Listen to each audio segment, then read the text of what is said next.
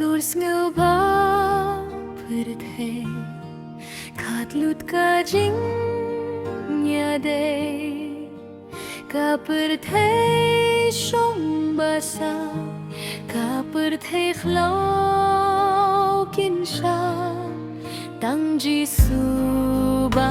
shisha jisu jong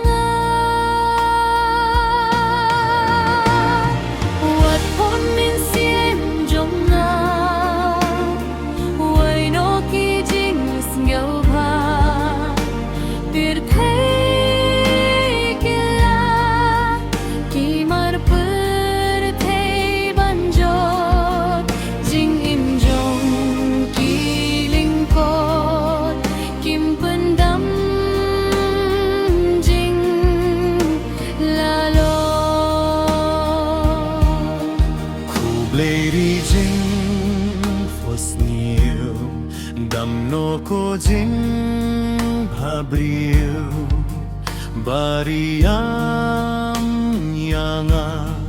Baro Bangalai Ki Pautang Ki Jing Bit Iu Jisu Tengala